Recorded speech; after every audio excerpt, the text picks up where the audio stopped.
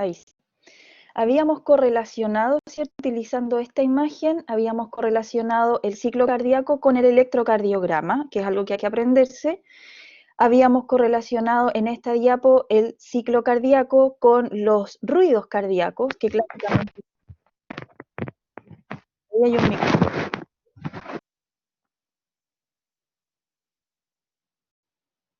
Ahí se apagó. Ahí sí. Entonces, habíamos relacionado también, decíamos, el ciclo cardíaco con los ruidos cardíacos, que clásicamente son dos. Ya voy a contar más adelante y les voy a hacer escuchar el tercero y el cuarto, que también podrían aparecer en ciertas condiciones. Y sí, Emilio.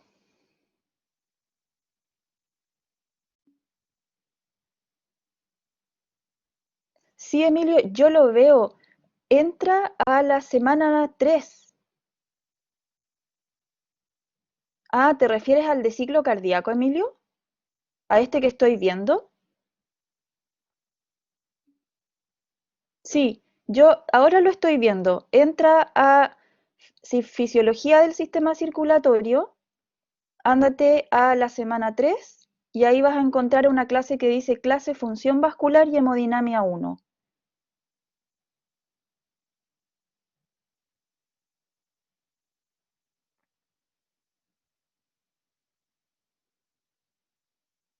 Ya, confírmame si es que lo ves o si alguien lo ve. No hemos comenzado ese... ¿En serio?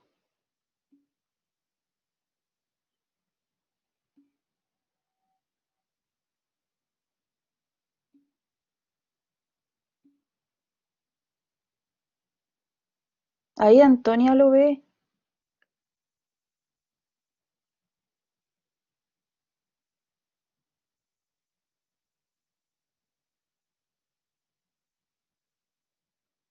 Antonia, si es que puede descargarlo y compartirlo, porque yo lo veo arriba, lo veo disponible.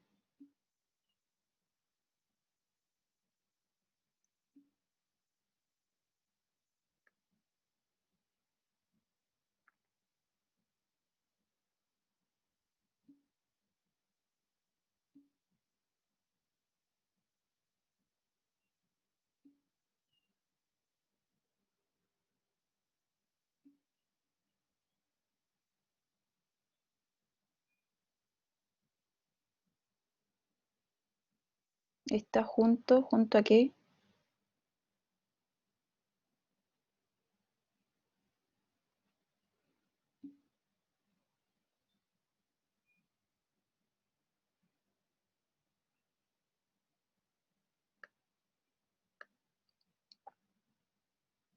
Miren, yo ahí lo veo. Si ven mi pantalla, le estoy compartiendo mi pantalla. Veo ahí semana 3 y así se llama.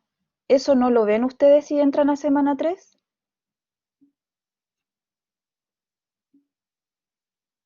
¡Guau! ¡Qué raro!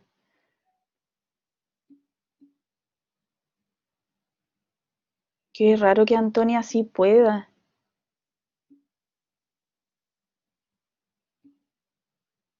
¿Está en semana 2, María?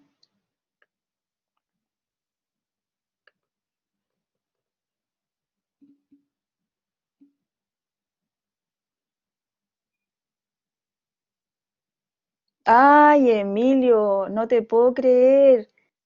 Ya, ese es el problema. Bu, ya, ya. Hemos descubierto el problema. Por eso Antonia a lo mejor sí lo podía ver. A lo mejor Antonia está conmigo.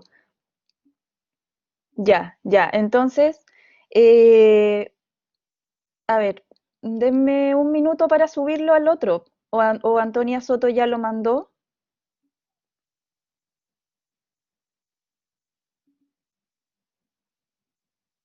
Ah, ya. Entonces podemos seguir nomás.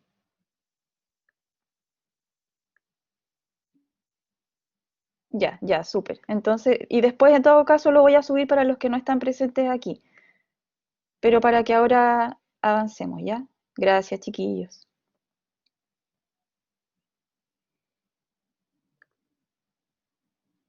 Ya.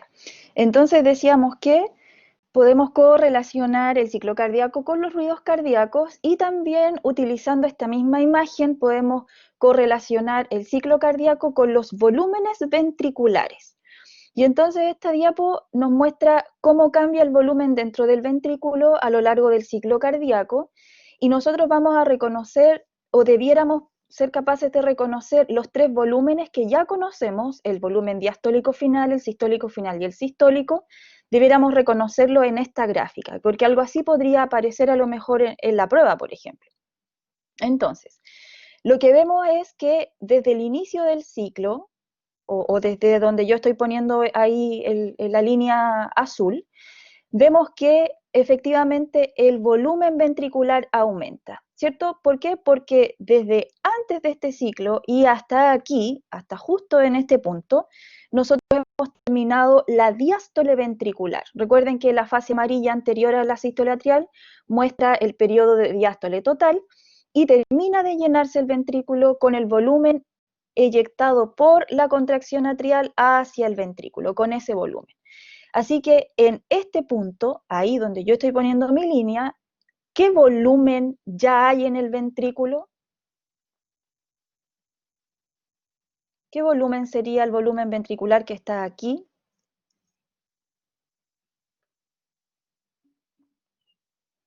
El sistólico final, pero es que hemos terminado una diástole, ¿cierto? Y como hemos terminado una diástole, claro, debiéramos tener el volumen diastólico final, correcto.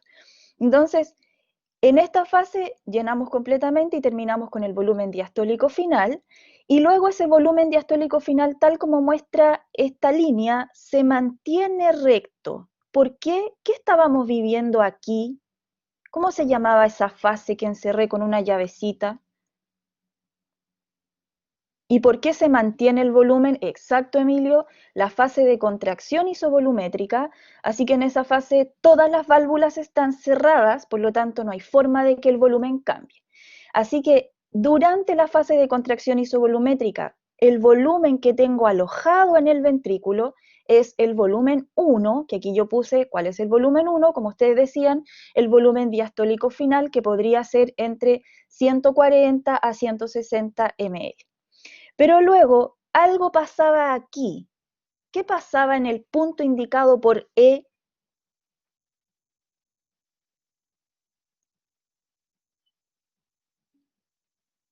Claro, ya, exacto. Exactamente. Se abren las válvulas, ¿verdad? Las válvulas semilunares, exactamente como dice Camilo. Y ahora, como le completo la frase a Emilio, comienza la sístole eyectiva, porque la sístole ventricular ya había comenzado en la contracción ventricular isovolumétrica, pero en este punto, por la apertura, en este caso estamos en el ventrículo izquierdo, así que de la válvula aórtica empieza la fase eyectiva. Y en la fase eyectiva, por supuesto, que lo que voy a ver es que el volumen disminuye porque estoy eyectando y me queda menos volumen, por supuesto, en el ventrículo, hasta este punto. ¿Por qué el volumen no sigue disminuyendo? ¿Qué pasaba en este punto? Justo en la transición de lo morado a lo amarillo. El cierre de las válvulas semilunares, ¿cierto? Eso sonaba. Y entonces ahora el volumen no puede disminuir porque tengo todas las válvulas cerradas y entro nuevamente en un periodo isovolumétrico donde la recta del volumen es recta, es plana, porque no hay forma que el volumen cambie porque todas las válvulas están cerradas. Entonces, yo puse números aquí para preguntarles, aunque está la respuesta ahí en el rectángulo. ¿Cómo se llama el volumen que se va en este periodo y que yo lo indiqué por el número 2? No miren la respuesta al lado.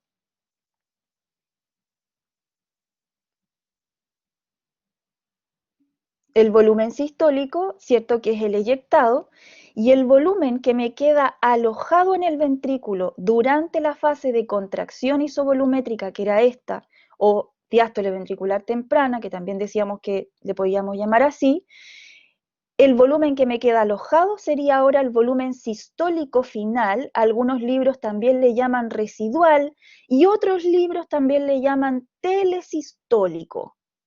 Ya para que cuando lo lean sepan que nos estamos refiriendo a lo mismo. telesistólico. Así que podemos reconocer al VDF, ¿cierto? En 1, al volumen sistólico que es el eyectado y al volumen diastólico final. ¿Y qué pasaba en F, en el punto F?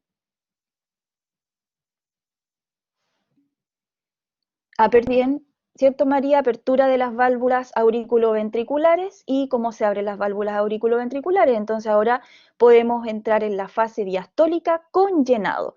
Con llenado, con llenado, con llenado. Y tal como veíamos el otro día en clases, en esta fase que es más larga es cuando más sangre cae al ventrículo para terminar de llenarse, ahora ya estamos en el ciclo siguiente, en la sístole atrial del siguiente latido.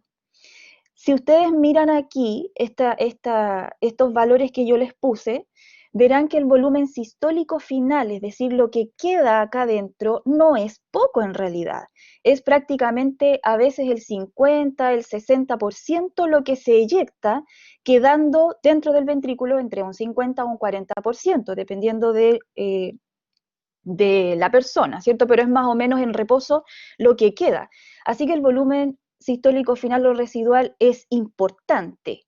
Y es importante, lo decíamos cuando aprendimos de él, porque vamos a tener que en algún momento utilizar eso que me queda restante y porque además este corazón no nos puede quedar como que al vacío, ¿verdad? Ahora, ¿qué sucederá con VCF si aumenta VS? Aquí me equivoqué, debiera ser una S. Es muy fácil esa pregunta y a lo mejor le lo insulto con una pregunta tan fácil. ¿Qué sucederá con el volumen sistólico final si aumenta el VS?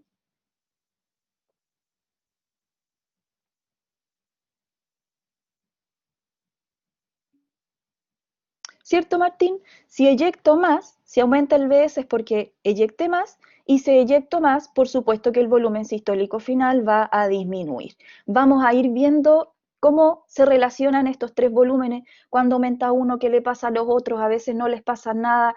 Eso lo vamos a ver cuando veamos estos tres conceptos: precarga, poscarga y contractibilidad, que son variables que afectan a la función ventricular, que afectan al gasto cardíaco y que afectan a estos tres volúmenes que hemos conocido.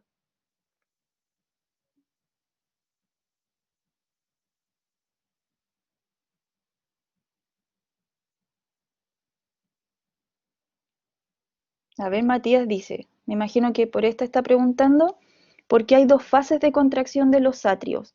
¿A qué se refiere en esta imagen?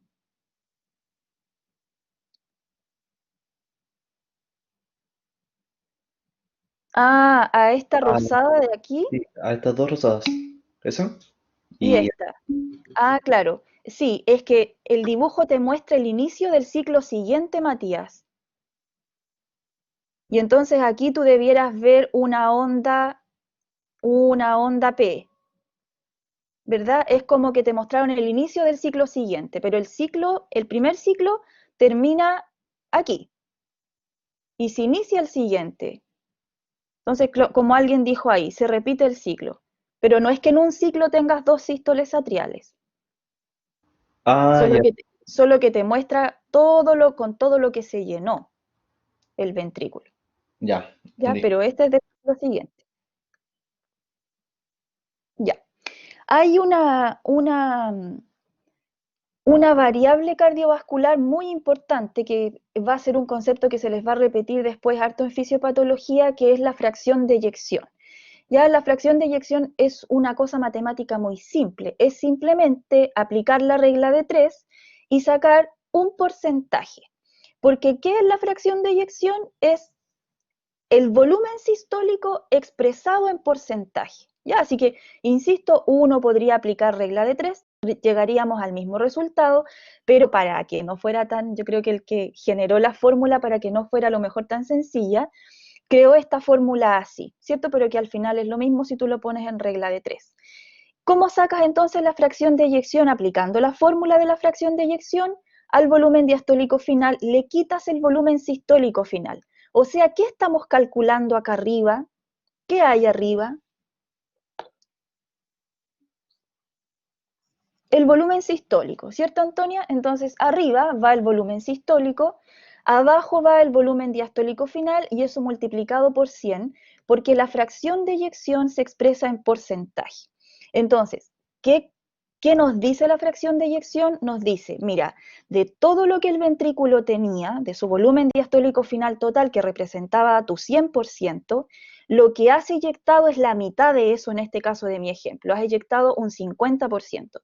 ¿Por qué es importante eso? Porque no podemos bajar de esa fracción de eyección. Eso sería preocupante si tuviéramos, por ejemplo, un 30%, quiere decir que tenemos una función ventricular muy, muy deteriorada, y tampoco debiéramos subir por sobre esa fracción de eyección, por ejemplo, por más del 70%. Eso significa que algo también está pasando, por ejemplo, cuando la fracción de eyección es excesiva, como más de un 70%, podríamos concluir que parece que este ser humano está bajo la activación simpática, pero de manera excesiva, lo que hace aumentar la presión arterial y lo que igual nos puede llevar a un colapso ventral. Así que es súper importante el cálculo. Hay algo que yo no les he dicho, pero ¿cómo podemos saber? Por ejemplo, ya llego yo a la consulta de la Antonia y le pido, Antonia, necesito que me calcule por favor mi fracción de eyección. Entonces, Antonia necesita saber cuántos son mis volúmenes, ¿verdad? Y el electrocardiograma no me indica en realidad, no podría yo sacarlo a lo mejor, pero no me indica el volumen real. Bueno, para eso, para que nosotros saquemos volúmenes, existen pruebas clínicas, por ejemplo, por ecocardiografía. El volumen se pinta de un color especial, un color azul, un color rojo, y el programa, el equipo, te entrega el valor del volumen sistólico, del volumen diastólico final, y tú haces una resta y obtienes el sistólico final, ¿ya? Así que ahí es fácil de obtener y es una cosa rutinaria, ¿ya? Para que no se pregunten, bueno, ¿y cómo voy a saber mi fracción de eyección? Porque estas son valores teóricos de libro, ¿cierto? Tú y yo podemos tener valores distintos.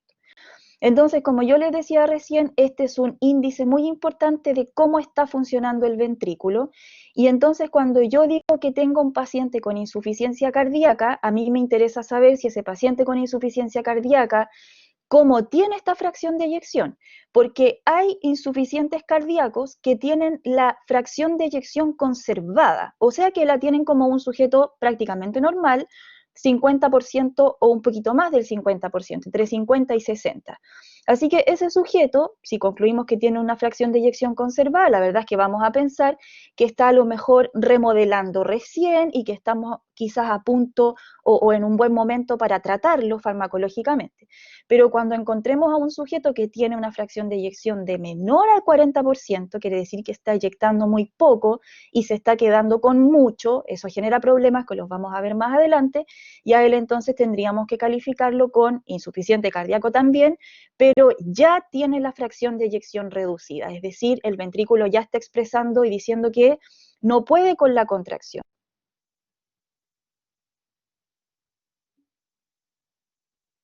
No, Jonathan, indica lo que eyectas, la fracción de eyección.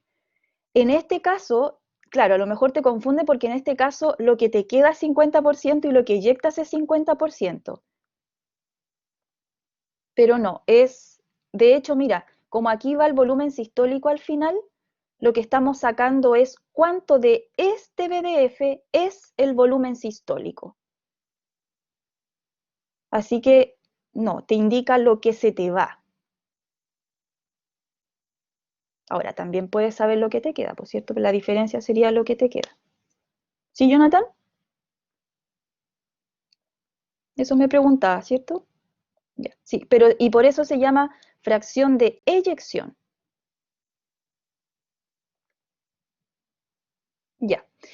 Ahora, este es un esquema de los clásicos, de los más clásicos. Lo pueden encontrar en la mayoría de los libros de fisiología y es muy bonito porque nos une distintas cosas para que nosotros veamos la temporalidad en la que ocurren distintos fenómenos. Entonces aquí, que yo sé que tiene muchas curvas, pero las vamos a ir viendo de a poquito, hay cosas como el electrocardiograma, ¿cierto? Que está aquí en amarillo, PQRS-T, perfecto. Además pone las fases del ciclo cardíaco. Aquí tenemos, ahí está el lápiz, sí, ahí estoy rayando. las fases del ciclo cardíaco, y las fases están en estos espacios. Hasta ahí, esta cortita sería la contracción isovolumétrica, esta sería la sístole eyectiva, esta sería la relajación isovolumétrica, empezaría ahora la diástole total con su fase primera, que es el llenado rápido, luego sigue la diástole total, pero ahora hay menos diferencia de presión, así que viene el llenado lento, diástasis, y luego termina de llenarse el ventrículo con la sístole atrial, para entrar de nuevo en la fase de contracción isovolumétrica, en la fase de eyección, la relajación isovolumétrica, etc. Ya, así que ya encontramos el electro, encontramos también las fases del ciclo cardíaco que hemos aprendido en las diapos anteriores, y también nos entrega información importante de las presiones, porque es muy importante conocer y evaluar cómo cambian tres presiones, cómo cambia en un ciclo cardíaco la presión atrial, cómo cambia en un ciclo cardíaco la presión ventricular y cómo cambia en un ciclo cardíaco la presión aórtica, ¿ya?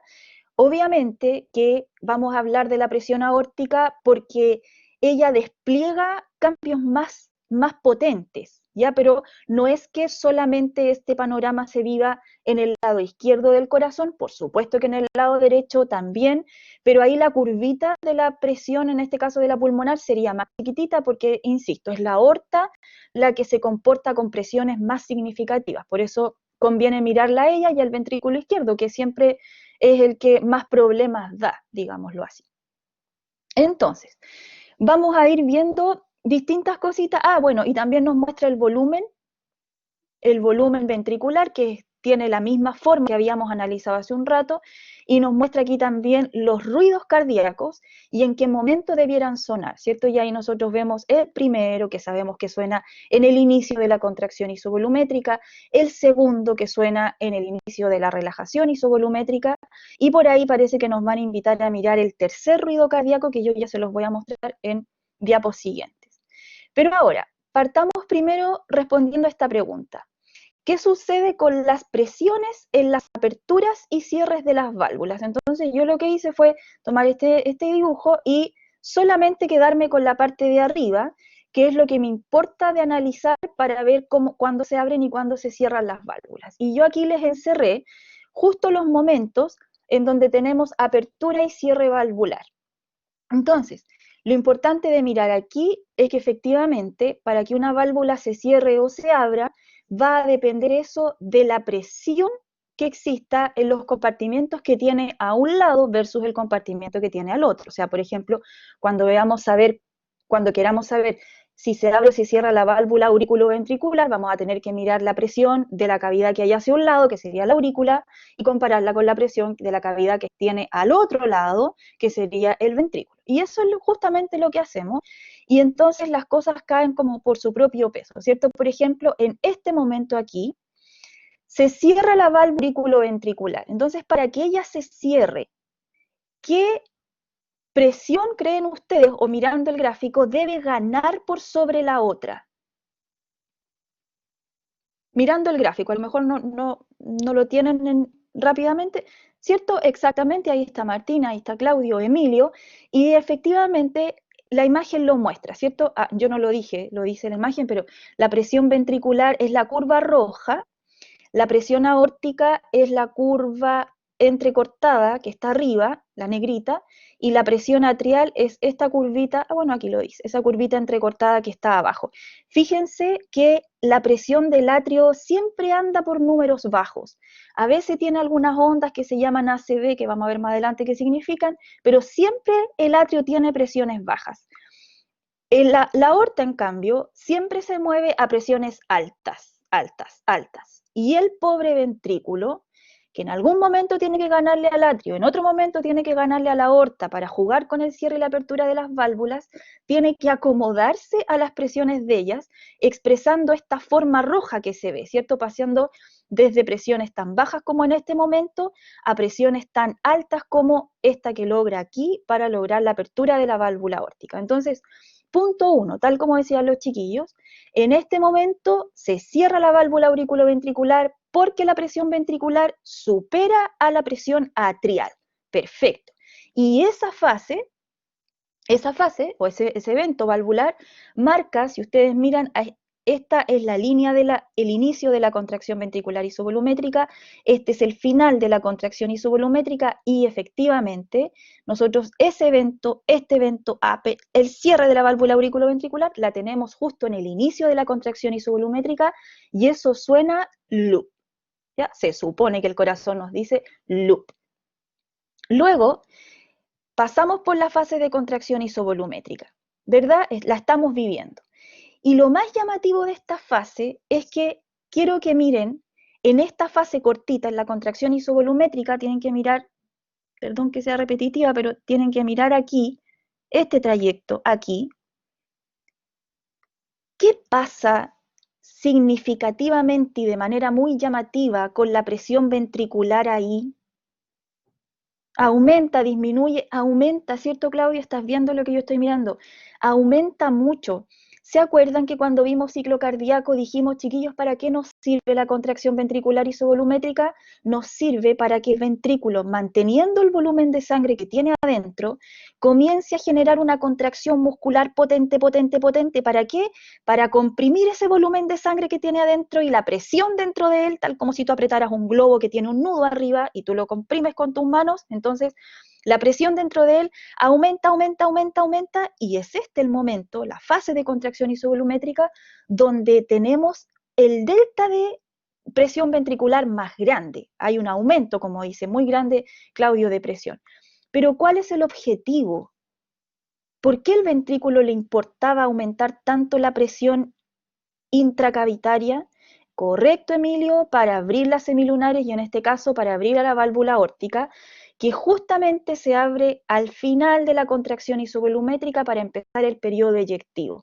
Ahora, miren bien que no es que el ventrículo le gane por mucho a la presión de la aorta, la verdad es que se iguala a ella, la sobrepasa levemente, pero eso ya le sirve para la apertura. ¿Ya? ¿Por qué? Porque ella es de gran presión.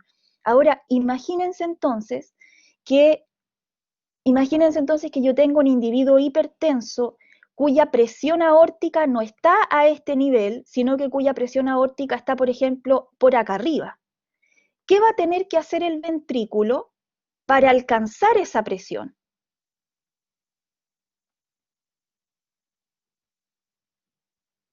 ¿En qué fase va a tener que mantenerse más tiempo?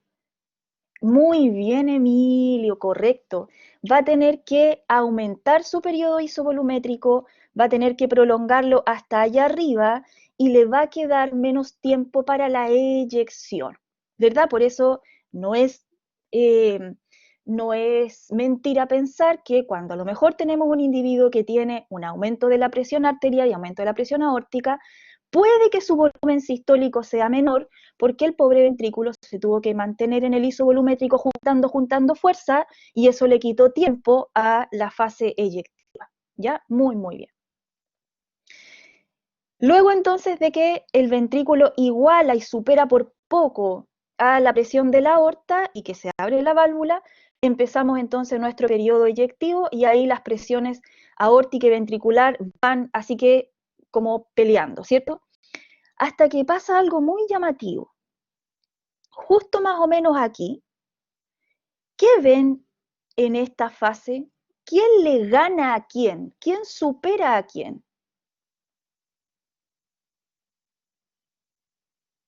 La aorta al ventrículo. ¿Y qué esperarías, Antonia, que entonces pasara en este momento? En cuanto a válvulas, ¿cierto, Antonia? Yo también esperaría que en ese momento se cerrara la válvula aórtica. Menos mal que no pasa. ¿Y por qué no pasa? Por algo que en física alguna vez a lo mejor nos hablaron, que era el carácter inercial que puede tener, por ejemplo, un fluido como la sangre. ¿Y qué es por definición en la física la inercia? ¿Cierto? Es como la resistencia a modificar el estado en el que estás. Y entonces aquí, ¿qué nos tenemos que imaginar? Que la eyección durante este periodo ha sido tan potente, a alta velocidad y con tanta energía, que la aorta o el flujo que pasa por la aorta sigue teniendo un carácter inercial que aunque la aorta ha superado en ese punto que miraba Antonia al ventrículo, el carácter inercial del flujo que va a alta velocidad sigue haciendo que el flujo se mantenga hacia afuera de la aorta, dando el cierre de la válvula. ¿Ya? Así que es importante entonces ver eso, que no siempre se cumple esto de que cuando esta cavidad le gane a esta, la válvula se cierra, cuando esta le gane a esta, la válvula se abre. No es tan así, sobre todo en esta fase de la aorta, en esa que mirábamos ahí. Ahora,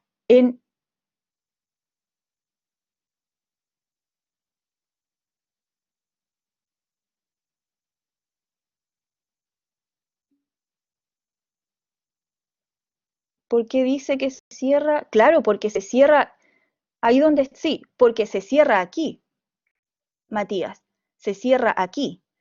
Pero según lo que habíamos visto, yo esperaría que se cerrara aquí, porque la válvula aórtica se cierra cuando la presión de la aorta supera la del ventrículo. Y justo aquí, ¿cierto? Pero no lo hace por lo que decíamos recién, por este carácter, por la inercia que lleva el flujo.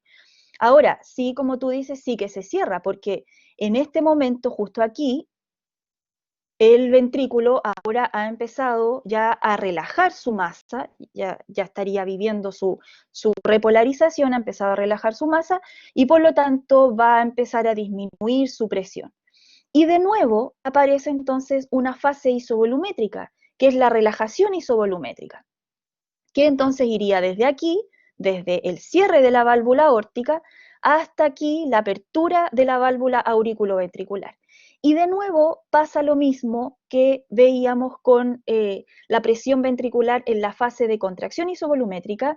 En este periodo, miren la curva roja, la presión ventricular cae, cae, cae. Porque, ¿qué está viviendo la masa muscular en este periodo que hace que caiga su presión?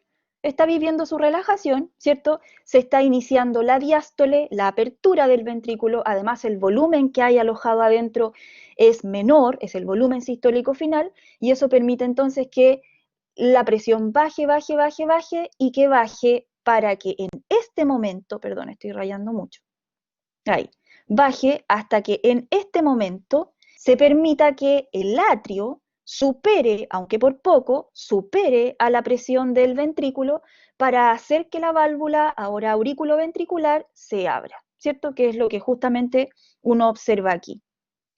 La presión atrial supera la presión ventricular, se abre la válvula auriculoventricular.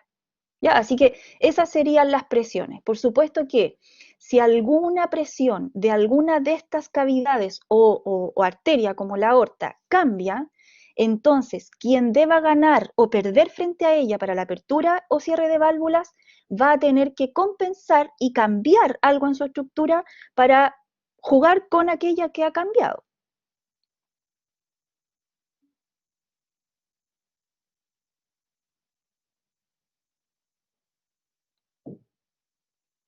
Antonia me dice, ahí está el... Ah, ya, ya, eso no, te iba a preguntar, Antonia, que pensé que DUP era, claro, el DUP, ¿dónde según tú estaría? ¿Estaría aquí?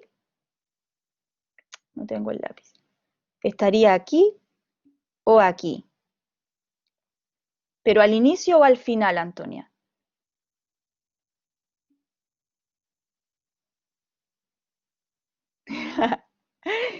Al inicio, sí, pucha que es bilingüe la Antonia. Sí, exactamente, Antonia, estaría aquí, ¿cierto? Ahí estaría el segundo ruido cardíaco y decíamos que ahí estaba el primero, loop, DUP, sí. Ya, a propósito de la aorta, quisiera hablarles de esta cosita que se ve aquí que yo encerré en amarillo. Ya que estamos hablando de presiones, ver eso que pasa ahí, que tiene un nombre, porque ahí hace algo extraño en la presión de la aorta. Cuando nosotros veíamos que ella iba disminuyendo, de repente aparece una onda ahí que se llama onda dicrota.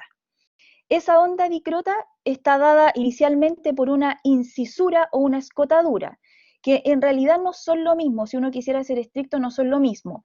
La escotadura es esa cosita que baja y la onda dicrota es en realidad la onda, esa que está al ladito. La escotadura iría como antes y le da inicio a la onda. ¿Por qué hace esta escotadura, que al final es un aumento, ay, el lápiz, es un aumento de la presión de la aorta? Entonces, ¿por qué se da este aumento de la presión de la aorta? La explicación es la siguiente. Tenemos que imaginarnos lo siguiente. La sangre, decíamos que en este periodo, ¿cierto? Durante este periodo, la sangre va saliendo por la aorta a una velocidad importante, porque imagínense que es el ventrículo quien está inyectando muscularmente como bomba, así lo definimos siempre. Entonces la sangre avanza desde la aorta hacia la periferia, hacia la circulación sistémica. Pero en algún momento la inercia al avance disminuye, sobre todo porque aquí ya hemos dejado de eyectar, ¿cierto? Que aquí hemos dejado de eyectar, se ha cerrado la válvula aórtica. Así que la sangre que pierde este carácter inercial de avance desde la aorta y hacia adelante, adivinen qué hace. Es como cuando uno va en una micro que va muy rápido y de repente uno choca. Exactamente, Jonathan, la inercia de que íbamos en la micro se pierde y entonces nuestro cuerpo avanza, pero luego se devuelve hacia atrás, ¿cierto? Que es cuando uno choca y eso es peligroso. Como dice Jonathan, entonces la sangre en vez de seguir avanzando, retorna, pero al retornar choca con una válvula aórtica cerrada porque se acaba de cerrar. Y como choca con una válvula aórtica cerrada, como que se acumula la sangre ahí a la altura de la aorta por este retorno y genera esta presión en su pared. ¿Ya? Así que eso es lo que da origen, el flujo retrógrado, y ese flujo retrógrado que choque con una válvula cerrada genera esta onda dicrota.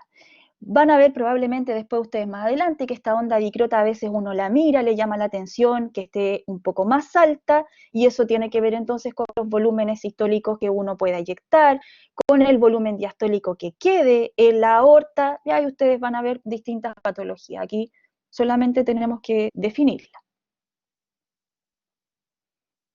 Ahora, ya que estamos en lo anterior y que hemos estado viendo presiones y volúmenes, es súper bueno mirar este gráfico. Ya vamos a seguir analizando el esquema que estábamos analizando, pero nos vamos a detener aquí para analizar este gráfico. Les pido que si lo tienen en la diapo no lo miren, ¿ya? Porque necesito que, sin mirar su diapo, porque ahí hay algunas respuestas que necesito que ustedes piensen y me den. No lo miren, entonces solo miren mi pizarra. Este gráfico es un gráfico clásico que siempre se pregunta, aparece en todos los libros, y se llama gráfico ventricular de presión-volumen. ¿Ya? Es para el ventrículo. Y seguramente siempre lo van a encontrar para el ventrículo izquierdo. ¿Ya? Es como hay una preferencia ya patológica de los libros respecto de eso. Entonces, en el eje X nos van a mostrar, ahí está la manito, en el eje X nos van a mostrar al volumen ventricular, y en el eje Y nos van a mostrar a la presión ventricular.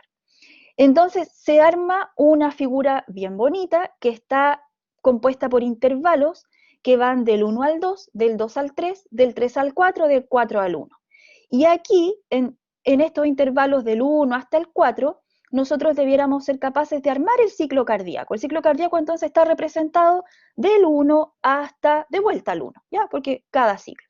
Entonces, nosotros tenemos que analizar qué fases son las mostradas de 1 a 2, de 2 a 3, de 3 a 4 y de 4 a 1, dependiendo de lo que observemos que pasa con el volumen y con la presión. Entonces, fácil. Por ejemplo, de 4 a 1, hay una cosa, ya como yo quiero que ustedes participen, yo necesito que ustedes unan, porque no es que 1 y 2 vaya con S, no es que 2 y 3 vaya con S, no es así. Ustedes cuando descubran la fase de 1 a 2 con que él va, ustedes unen.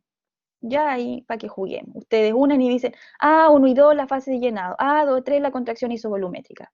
Ya para que no se lo vayan a aprender para la prueba de memoria como está en la diapositiva. Entonces comencemos con la fase que yo creo que es más fácil, que es de 4 a 1, mirando la punta de la flecha. En la fase de 4 a 1, ¿qué pasa con el volumen? Ya, pero todavía no. Todavía no, analicémoslo primero. ¿Qué pasa con la fase de 4:1 con el volumen?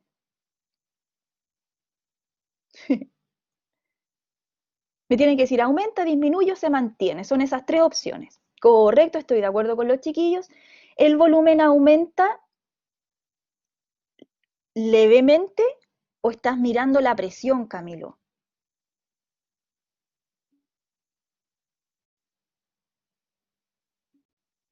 ¿Cierto? Ya, ya, sí. Entonces, juntando lo que dice Angeli, que dice aumenta mucho, y lo que dice Camilo lo dice respecto de la presión, ¿cierto? Entonces, efectivamente, el volumen aumenta harto, aumenta desde aquí hasta, ¿verdad? No tiene los números precisos esta imagen, que me gusta, pero no me gusta por eso. Y díganme qué valor pondrían aquí. Es una respuesta sincera, una pregunta sincera. ¿Qué valor pondrían ahí? No sé, 60, 70, ya. Ya, vamos a poner ahí 70. Y para que no sea tan fácil y no digamos mitad y mitad, vamos a poner aquí, voy a poner 145, ¿ya? Ya, 145 en el punto 1, no olvidar, por si borro. Entonces, el volumen aumenta de 70 a 145, ¿cierto? En la fase de 4:1. ¿Y qué pasa con la presión? ¿Qué es lo que observaba, parece Camilo? La presión aumenta, pero aumenta muy poquitito, ¿cierto? Como se levanta un poquitito más arriba de cero y en 1 termina un poquitito nomás más arriba. ¿Cómo se explica el aumento de la presión? ¿Y cómo se explica el aumento del volumen? Bueno, para eso mejor digamos, que parece que alguien ya lo sabe, ¿qué fase es de 4:1? Ahora sí pueden unir.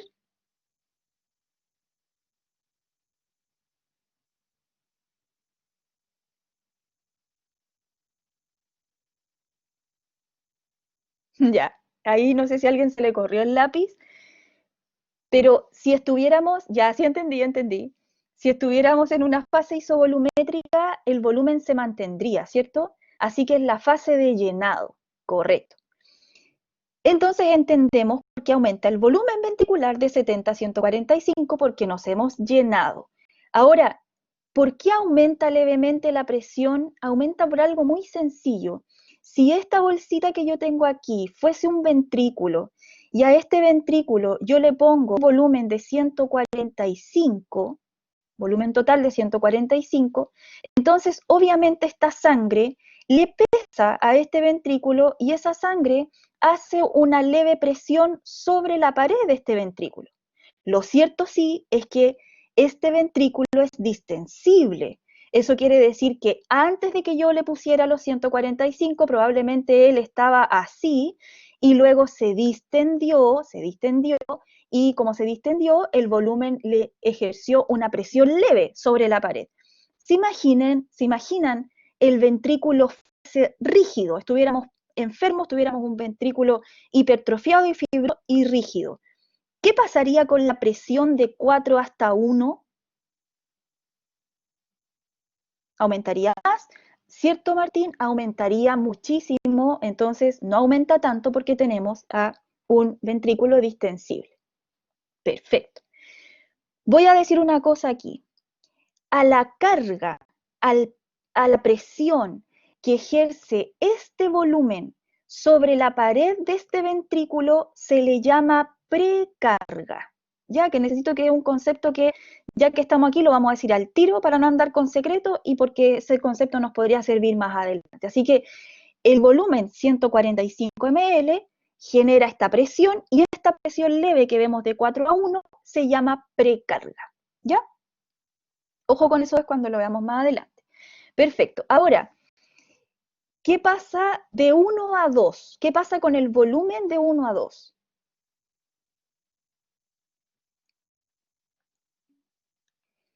El volumen se mantiene, estoy de acuerdo con Jeremías, y la presión, Jeremías,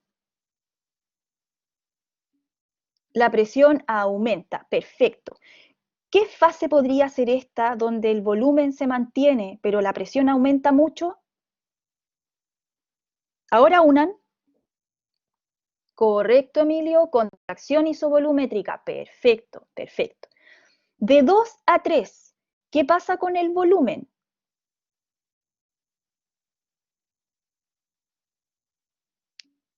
Muy bien, Jeremías, hay que ir mirando la cabeza de la flecha, ¿cierto? Disminuye, o dismi, como dice Angeli, disminuye el volumen. ¿Y qué ven que pasa con la presión? Aquí pasa algo bien bonito.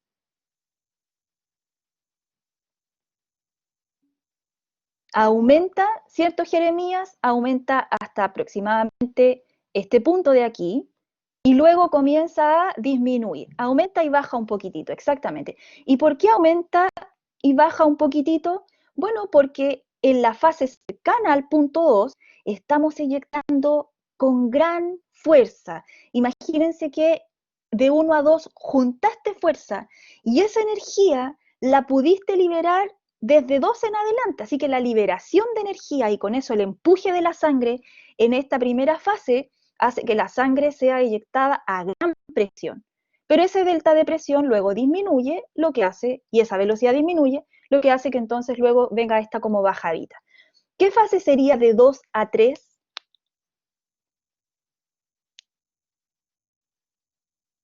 ¿La fase de expulsión o la fase de eyección? Perfecto, muy bien. Y de 3 a 4, ¿qué pasa con el volumen?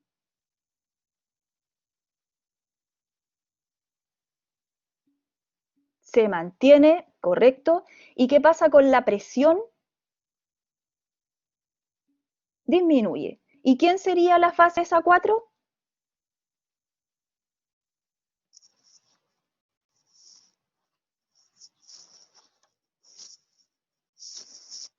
Ahí la unieron, ¿cierto? La fase de relajación isovolumétrica. Perfecto. Ya, ahora vamos a sacar dos conclusiones más utilizando esta imagen que nos va a servir mucho. Utilizando esta imagen, yo también podría ver en los puntos 1, 2, 3 y 4 qué válvula se abre o se cierra. Recuerden que estamos en el ventrículo izquierdo, por lo tanto debieran decirme mitral y aórtica. Cierre de la tanto, apertura de la tanto. ¿Ya? Entonces, en el punto 1, cierre o apertura y de quién. Sin mirar la clase, no sean pillo.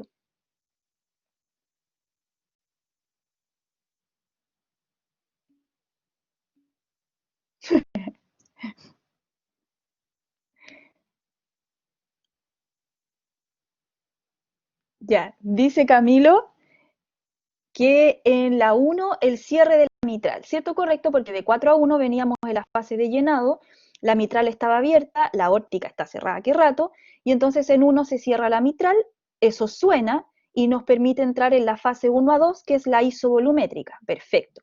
En el punto 2, ¿qué debiera pasar?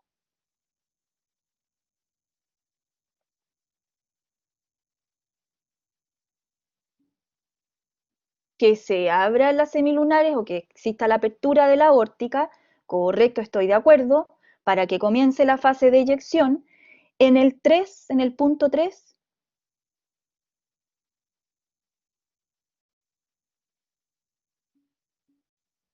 el cierre de la aórtica, exactamente, el cierre de la aórtica o semilunares, recuerden que esto también es aplicable para el otro lado, y en el punto 4,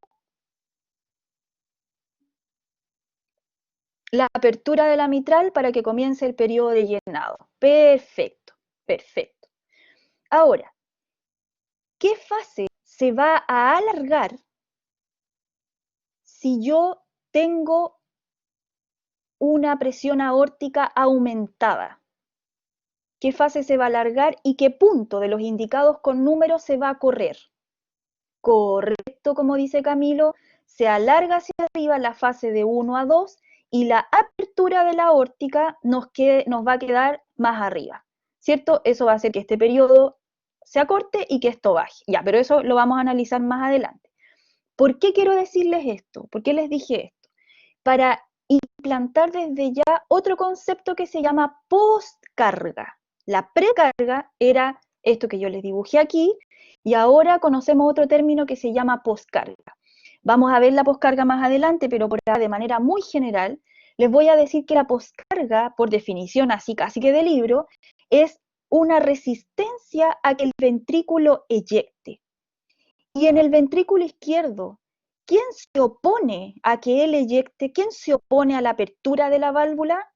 La aorta, ¿cierto? Y la presión de la aorta, exactamente. Así que cuando la poscarga del ventrículo aumente, podría ser porque la arteria aorta está viviendo una mayor presión. Eso hará entonces que la fase de 1 a 2 se extienda y que terminemos abriendo la válvula aórtica mucho más tarde que lo normal. ¿Ya? Entonces dejamos esos términos ahí bien de manera general, pero yo entiendo que se entendió. Ya, voy a volver a anotar estos numeritos aquí porque necesito preguntarles una cosa. Y aquí habíamos dicho 145. Con este esquema también yo podría obtener los tres volúmenes que nosotros conocemos. El volumen sistólico, el volumen diastólico final y el volumen sistólico final. Entonces la pregunta es, ¿cuántos son cada uno y dónde están en la gráfica el eje del volumen? ¿Cuánto es el BDF, por ejemplo?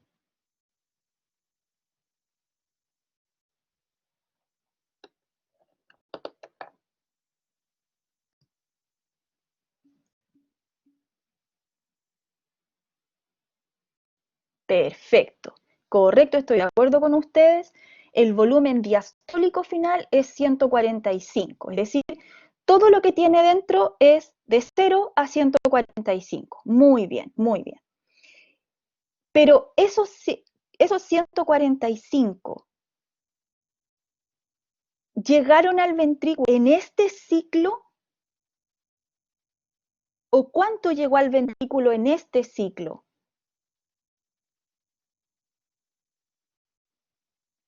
En este ciclo se llenó,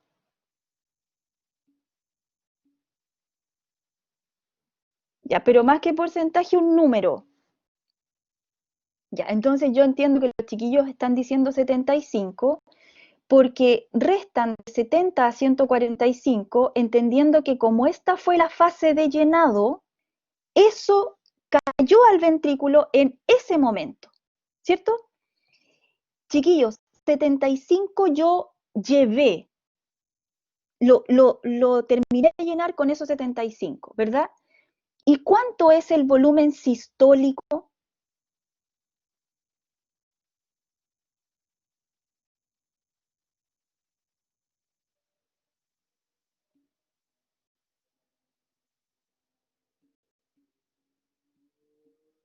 ¿75 también?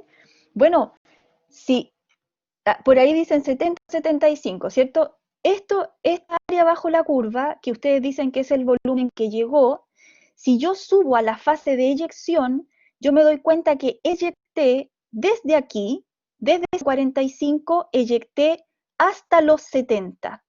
Entonces, ¿cuánto eyecté? 145 a 70, ¿cuánto eyecté? 75, ¿cierto? Y aquí se cumple eso que decíamos. El gasto cardíaco o el volumen sistólico, que van a ser los 75, debe ser equivalente a lo que le vuelven a mandar al corazón. Por eso, con 75 te terminas de llenar, alcanzas tu volumen diastólico final y esos 75 terminas eyectándolos también. Así que el volumen sistólico es 75 y siempre estará representado por lo que hay debajo de la curva de esta gráfico presión-volumen. Y me falta el último. ¿Cuánto es el volumen sistólico final? Correcto, porque el volumen sistólico final es lo que yo traía del ciclo anterior.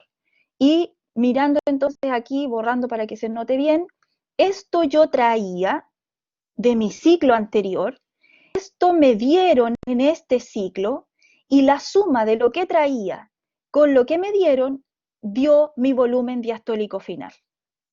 ¿Verdad? Así que correcto, 70 el BCF, 75 el volumen sistólico y 145 el volumen diastólico final. Ya es importante porque nosotros siempre pedimos que analicen la gráfica y ahí pueden reconocer entonces siempre los volúmenes.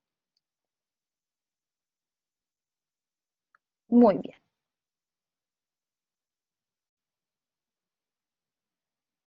Ya, ahí está la respuesta, ¿cierto? El secreto.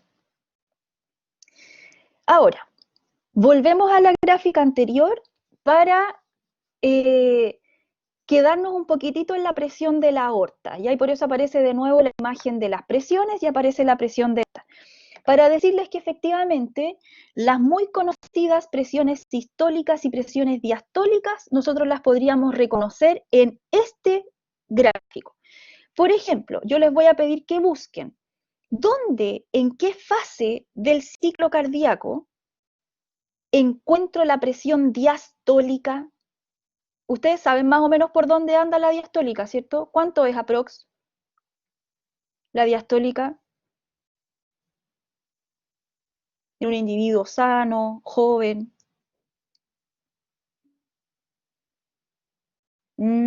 Eso es muy poco.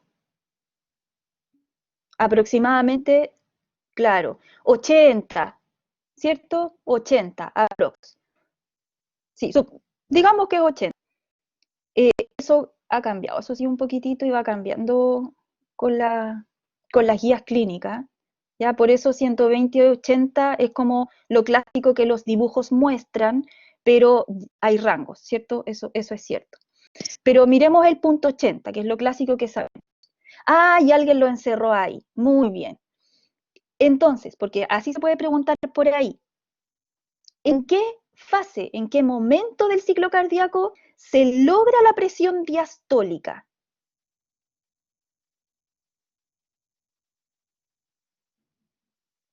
¿Al principio de qué? ¿Al final de qué? ¿Dónde?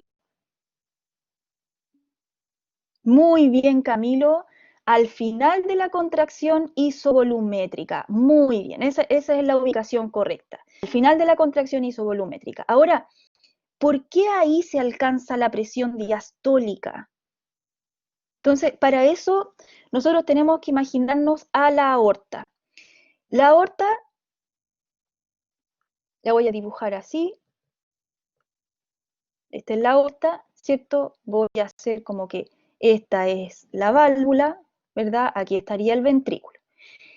Esta aorta recibe sangre en cada eyección. Cuando esta válvula se abre, ¿verdad? Ella recibe sangre. Cuando recibe sangre, esa sangre que va con gran presión, le pega a su pared, generando la conocida presión sistólica, ¿verdad? Pero luego, cuando este ventrículo entra en diástole, esta válvula se cierra, por supuesto. ¿La aorta queda vacía de sangre o le queda sangre?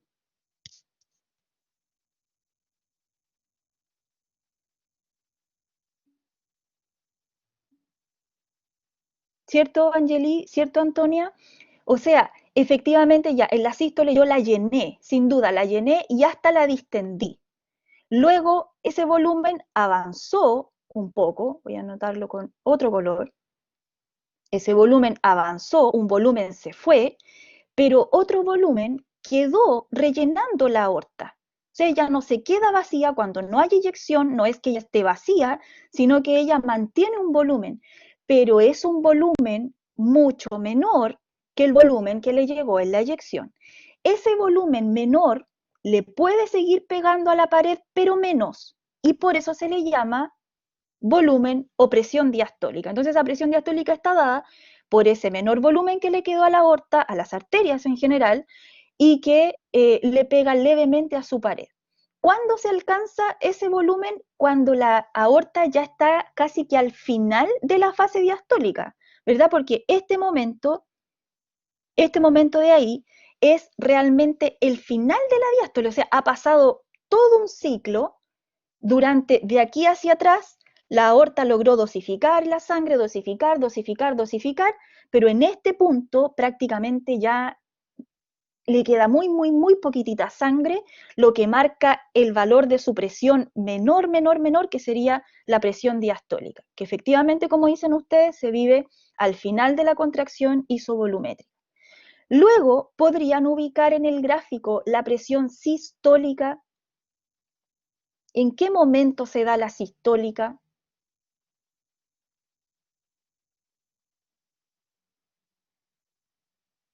rayen nomás en la diapo. Ahí, alguien pone una línea, ¿cierto?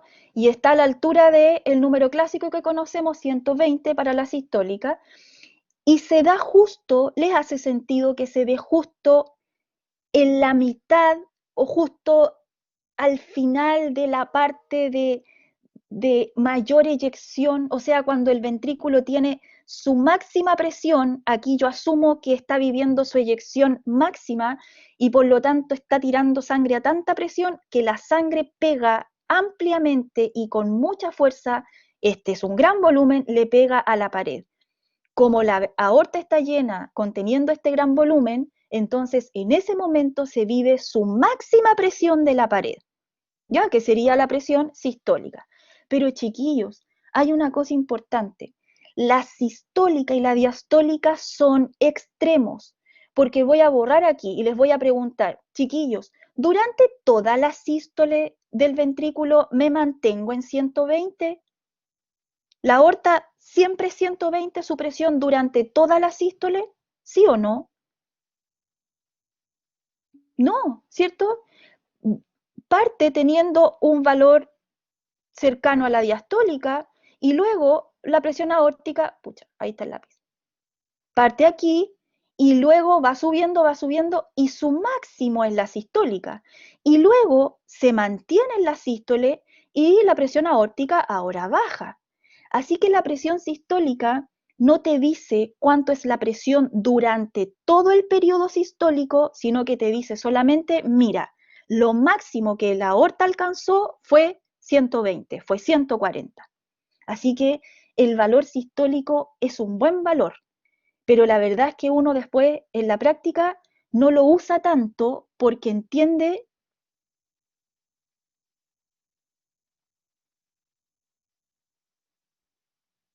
la diastólica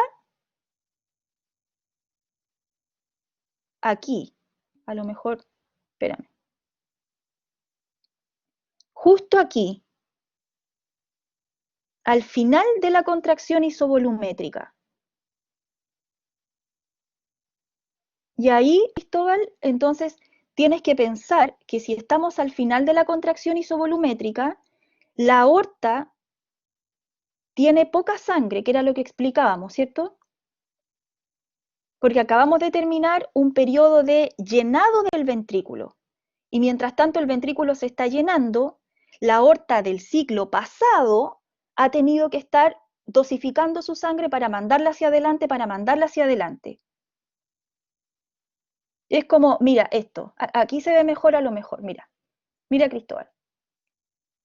En este momento, echando una manito que me...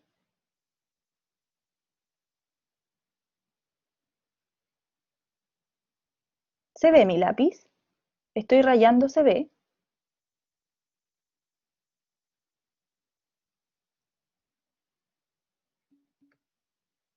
Ahí parece que sí. Ya, entonces, Cristóbal, aquí hay como dos ciclos, ¿cierto? Aquí hay un ciclo y aquí está el siguiente. En el ciclo anterior, en este ciclo, la aorta recibió sangre aquí, recibió sangre, le pasé sangre. Y ella, que nunca puede quedar vacía, va a tener que dosificar esa sangre que le entregaste durante todo este periodo y hasta que tu corazón vuelva a eyectar.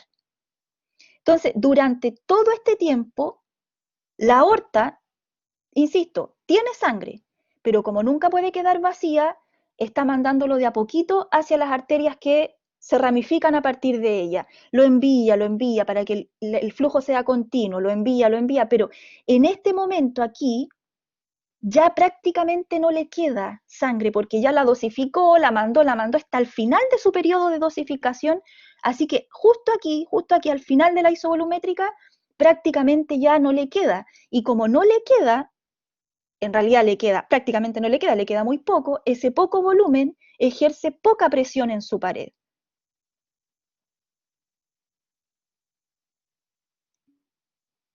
¿Sí? Más o menos, Cristóbal. Ya, ya analícelo bien después. De nada. Ya, entonces lo que yo les decía es que la presión sistólica entonces y la diastólica son extremos. Nosotros en realidad nos va a importar cómo está el sistema en promedio, porque los extremos son importantes. Eso, alguien lo escribió ahí muy bien, y podrían escribir dónde está la sistólica también. Nos importan los extremos, pero más bien nos importa el promedio. Para eso entonces nosotros calculamos una que sí se usa mucho más, que se abrevia como PAM, o presión arterial media, que es esta que está aquí, la conocida PAM. Cuando veamos de aquí en adelante muchos gráficos, los gráficos nos van a presentar la PAM, no presión sistólica y diastólica, sino que el promedio entre comillas entre ellas, ¿ya? Entonces, si yo dijera, presión arterial media, me acuerdo de matemática y digo, entonces capaz que aquí se va a sacar un promedio. Entonces voy a tomar 120, voy a tomar 80, los voy a sumar y los voy a dividir en 2. ¿Es correcto sacar la presión arterial media así? No, porque si yo saco la presión arterial media, como calculo las notas en el colegio, insisto, sumando y dividiendo por 2, voy a estar asumiendo que la sístole dura lo mismo que la diástole ventricular. Y yo les pregunto a ustedes, la sístole en un corazón rítmico con una frecuencia cardíaca normal, ¿la sístole dura lo mismo que la diástole o alguien dura más que la otra?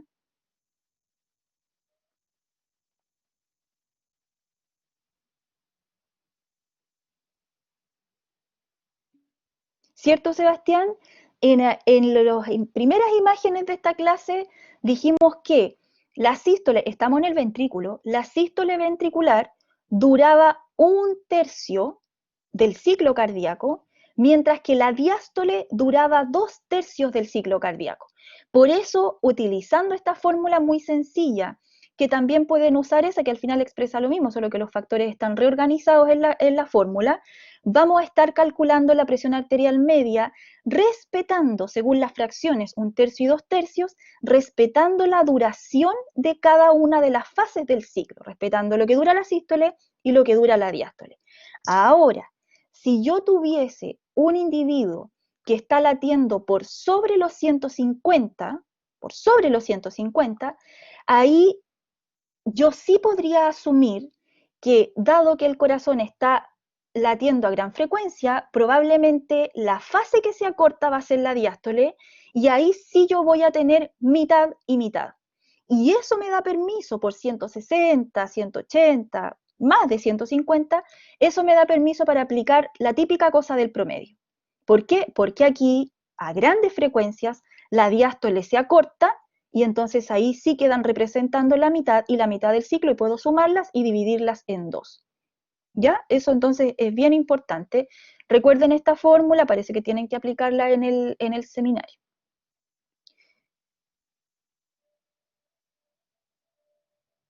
Perdón. Ya. Otra fórmula o otra presión que podemos sacar es la presión diferencial o la presión de pulso. Esta presión también es importante, ya vamos a ver en la clase siguiente la utilidad de conocerla, de qué depende, también vamos a ver de qué depende ella, vamos a hablar latosamente de ellas dos, pero simplemente ahora decir que la presión diferencial o de pulso, tal como dice su nombre, presión diferencial, es una resta, simplemente una resta, donde yo resto a la presión sistólica, le quito la diastólica. Es una ecuación muy sencilla, pero de mucho valor clínico, porque nos va a hablar, por ejemplo, del volumen que termina quedándose en las arterias, por ejemplo, en la aorta. ¿Ya? Así que vamos a llegar a interpretar este valor y saber cuándo aumenta, disminuye, qué pasa en los ancianos, etcétera. Qué pasa cuando aumenta el gasto cardíaco, etcétera. ¿Ya? Así que no olvidar estas dos, que de todas maneras, para calcularlas necesitamos la presión sistólica y la presión diastólica. Ya. Ahora vamos a mirar a otra parte de este esquema para reconocer las presiones atriales, ya que en las presiones atriales también se generan ondas y estas ondas se reconocen como A, C y B, que son onditas que yo he encerrado ahí en el rectángulo azul. Estas ondas están dadas obviamente por cosas que suceden en el ciclo cardíaco. Entonces, Lo primero que necesito es que siempre vayan mirando dónde se ubica la onda, en este caso, ahí está la mano, dónde se ubica la onda A, y que entiendan que la ubicación de la onda A tiene estrecha relación con la fase del ciclo que estemos viviendo. Por ejemplo, ¿les hace sentido que la onda A, que es grande y es larga, se viva en la sístole atrial? ¿Por qué se genera este aumento de presión de la onda A en la sístole atrial?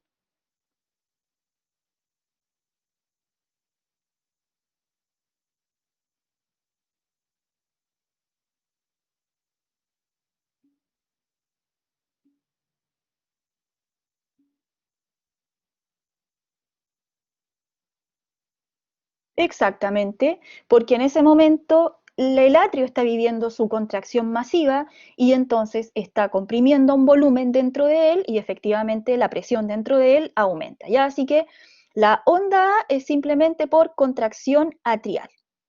Luego viene la onda C. En la onda C, ¿qué debiera estar viviendo el atrio? ¿Sístole o diástole?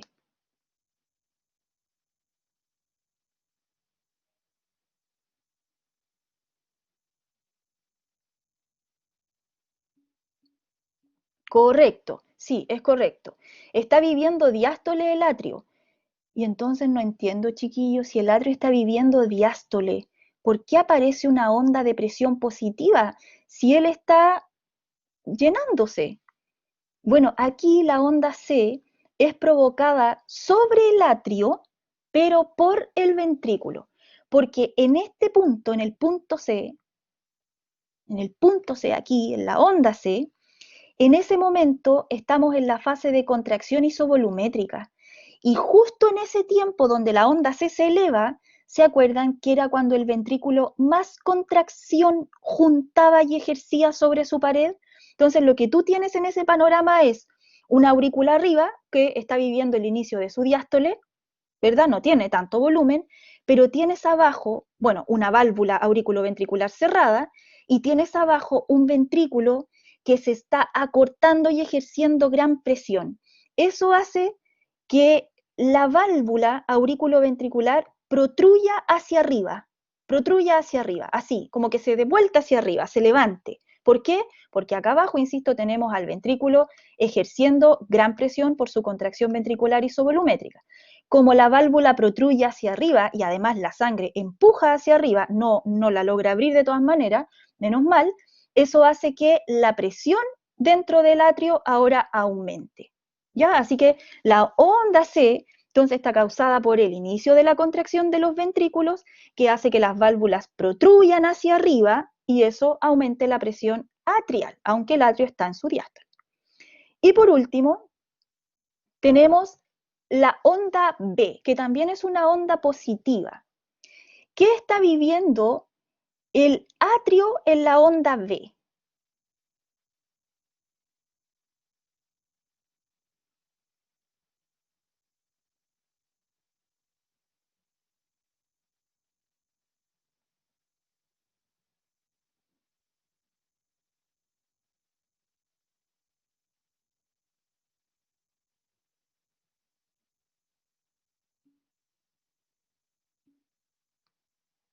Exacto, Sebastián.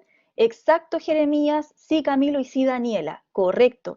Recuerden que la diástole del atrio era súper extensa, ¿cierto? Era súper extensa, sí. Aquí solamente él vive, perdón, ahí tengo el lápiz. Aquí solamente él vive sístole. En todas las otras fases él está en diástole, en diástole. Pero en C estaba en una diástole temprana, en cambio en B está en la diástole más tardía. Así que sin duda, en este momento es cuando más sangre hay dentro del atrio, ¿verdad? Porque esto es progresivo. En C tiene menos sangre y en B es cuando más sangre tiene. Y como tiene mucha sangre, entonces probablemente va a venir pronto el periodo donde tiene que entregarla al ventrículo. Entonces, ese gran volumen de sangre que tiene hace que la presión dentro de esta cavidad atrial aumente. Y lo más llamativo es que, o mejor les pregunto a ustedes, durante el ascenso de la onda B, el ascenso, ya, yo sé, tengo un atrio lleno, pero ¿cómo tengo a la válvula auriculoventricular en el ascenso de la onda B?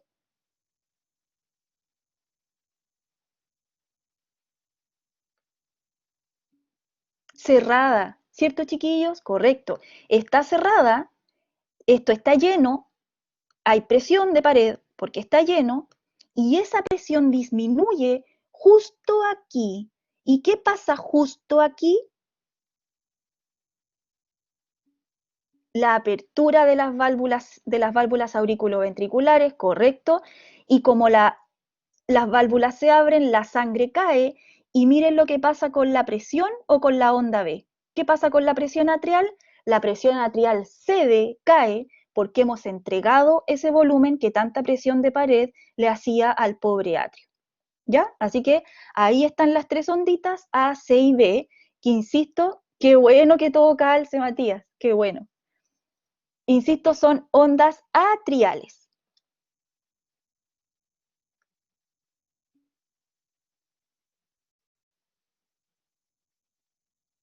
Sí, sí, Jonathan. En la onda C, tú tienes una aurícula que está viviendo el inicio de su diástole. Así que el volumen que tiene la aurícula es bastante menor. Pero tienes a un ventrículo que está abajo de ella, muy, muy, muy lleno, lleno, y una válvula auriculoventricular cerrada. Recuerda que en esta fase, decíamos, en esta fase es cuando aumenta mucho la presión dentro del ventrículo para poder abrir la válvula aórtica. Esa presión genera presión sobre la sangre que hay dentro, y esa presión de la sangre genera que se le pegue a la aurícula, perdón, a la válvula auriculoventricular hacia arriba, y la válvula protruye y se sale hacia el atrio. Entonces, como que le quita espacio al atrio, disminuye el volumen del atrio, y eso permite un aumento de la presión del atrio, aunque él tenga un volumen dentro poquitito, que sea poquitito. Entonces la onda C es provocada por la contracción de abajo del ventrículo, que afecta a lo que hay arriba porque la válvula está cerrada. Ya. Y lo último que nos queda de ver de este esquema es el fonocardiograma, que efectivamente es cierto que ya lo habíamos visto nosotros, el primer y el segundo ruido cardíaco, que es el momento en el que debieran aparecer los ruidos cardíacos. Aquí se presenta el primero y el segundo, que debiera sonar en todos nosotros, pero también se presenta el tercero, y yo también les voy a hablar de un cuarto ruido cardíaco ya viene, con la imagen que viene ahora. Chiquillos, esta diapo yo no la voy a volver a hablar, se las dejé porque la encontré en un libro y me pareció muy bonita, y que como que redondea todo lo que hemos visto. Aquí ustedes pueden analizar cuando están abiertas, cuando están cerradas, correlacionarlo con el ciclo cardíaco. Aquí le muestra la presión sistólica, la diastólica, la PAM, la escotadura que decíamos, ¿cierto? Las presiones. Así que se las dejé por si alguien quiere corroborar. Y a mí me pareció súper bonita, pero da muchas respuestas. Por eso, para enseñarles, me gusta más la otra, donde son ustedes los que tienen que ir mirando. Ya, se me había olvidado que tenía esta. ¿Me pueden ubicar, antes de pasar a los ruidos cardíacos, perdón, cuáles son los volúmenes que se encuentran aquí?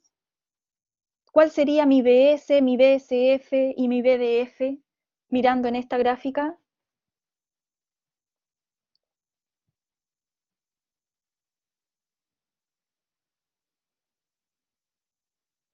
Rayen ahí, tienen que completar aquí.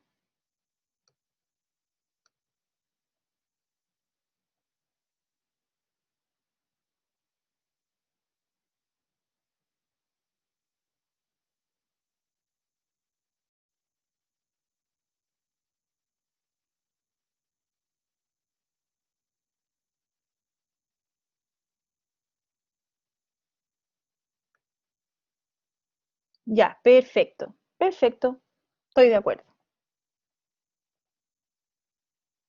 Gracias por jugar.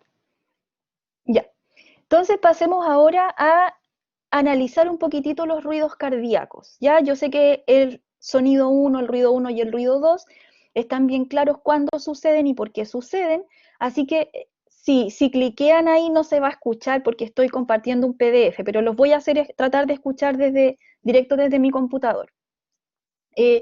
Lo que aquí quiero explicarles más bien es el sonido 3 y el sonido 4 y en qué condiciones pueden aparecer, ¿ya? Tanto el sonido 3 como el sonido 4 son sonidos que tú podrías escuchar en la diástole, ¿ya? Son sonidos diastólicos. Sin embargo, suceden en distintos momentos de la diástole, ¿ya? Entonces aquí vamos a decir una cosa al tiro.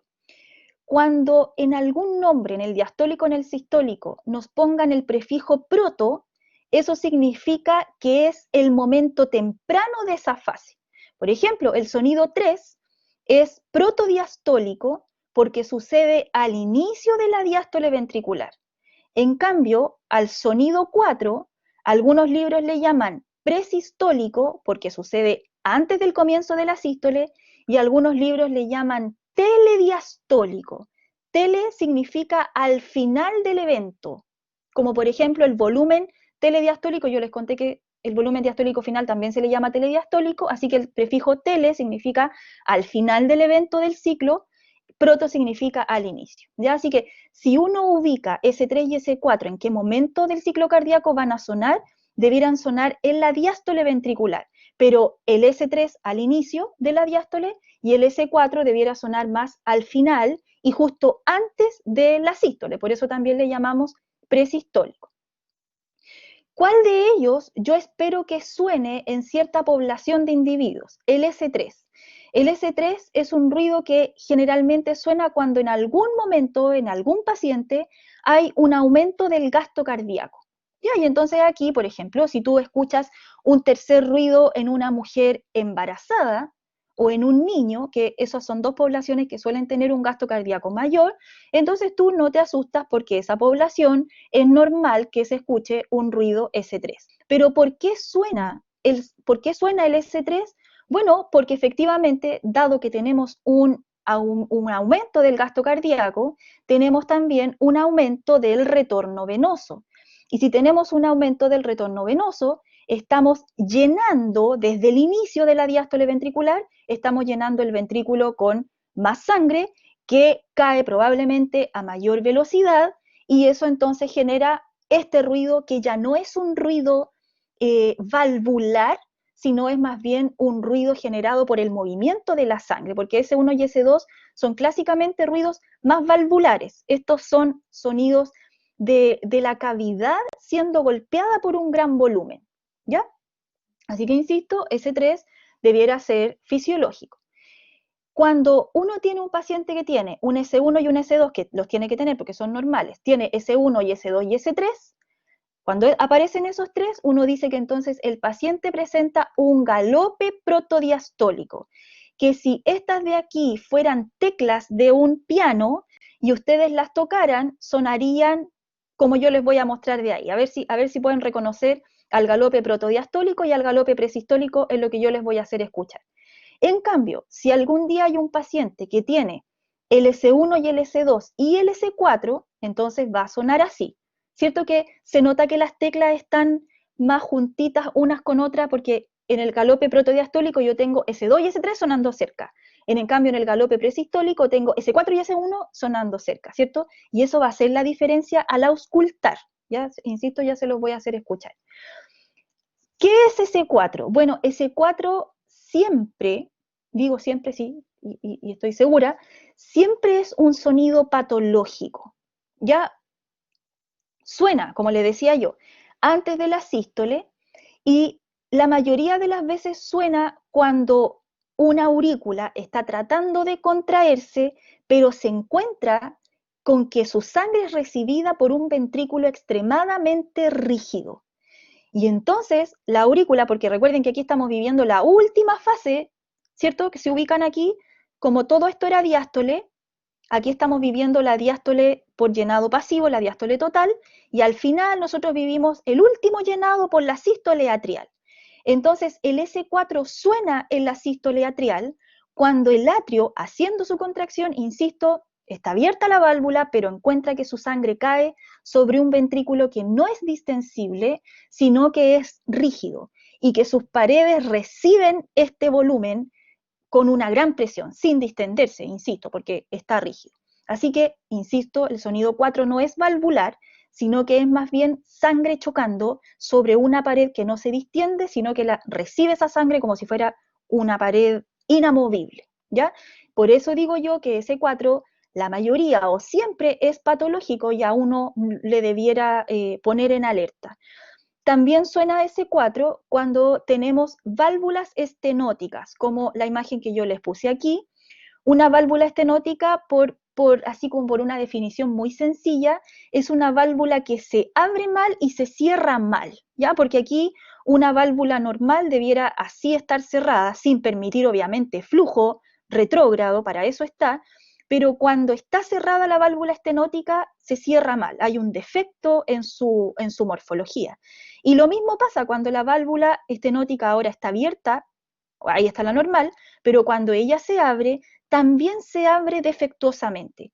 Si esta válvula de aquí fuera la válvula mitral, eso también podría provocarnos un sonido S4, porque aunque el ventrículo puede que no esté rígido, igual hay un impedimento aquí, a la altura de la válvula, porque está abierta, para que el volumen que viene desde el atrio, insisto, con gran presión, porque el atrio está en su contracción, hay un impedimento para que el volumen pase de manera fluida, de manera eficiente. Eso también podría generar un sonido S4, ¿ya? Por supuesto que hay veces muy raras en que podrían aparecer todos los sonidos, el S1, el S2, el S y el S4, pero entiendo fisiopatológicamente que eso es menos probable, ¿ya? Les voy a hacer escuchar ahora S3 era llenado normal de ventrículo, me dice Martín. Claro, sucede en la fase de llenado pasivo, Martín, pero es un llenado normal, pero cuando hace un gasto cardíaco mayor. Y por lo tanto un retorno venoso mayor, cuando estés llenando más.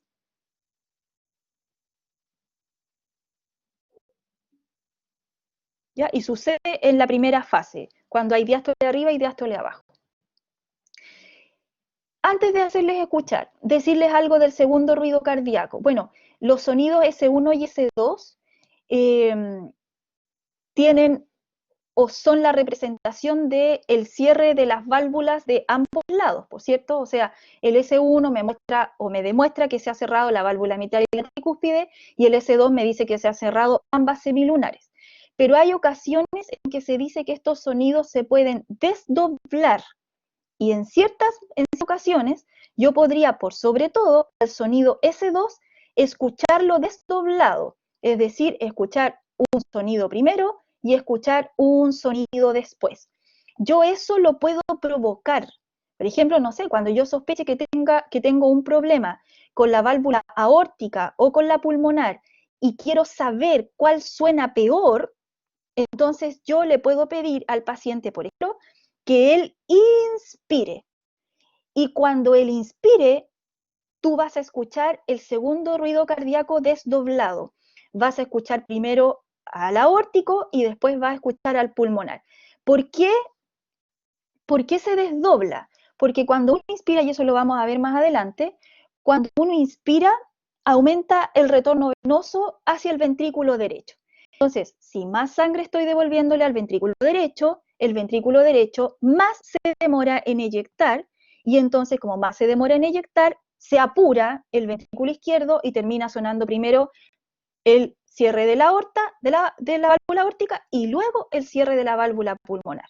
¿Ya? Y ahí uno entonces podría, según el sonido, podría detectar si tengo algún problema, por ejemplo, con una estenosis o con un fallo en alguna de las válvulas. Y ahora voy a tratar de que escuchen el galope preastólico y el galope presistólico. Den un medio segundo para hacer la gestión.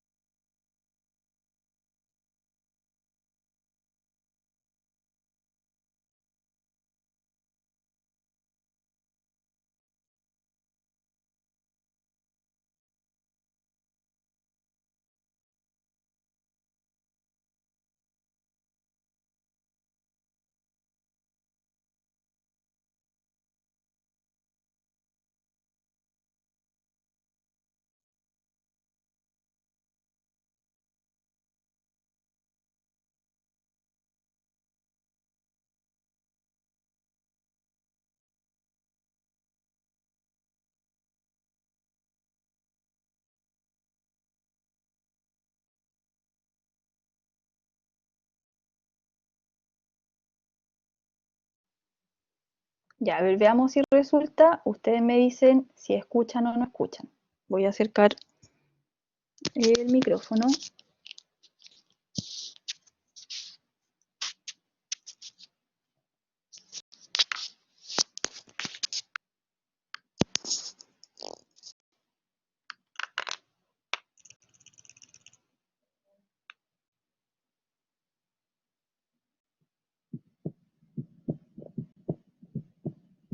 ¿Escuchan?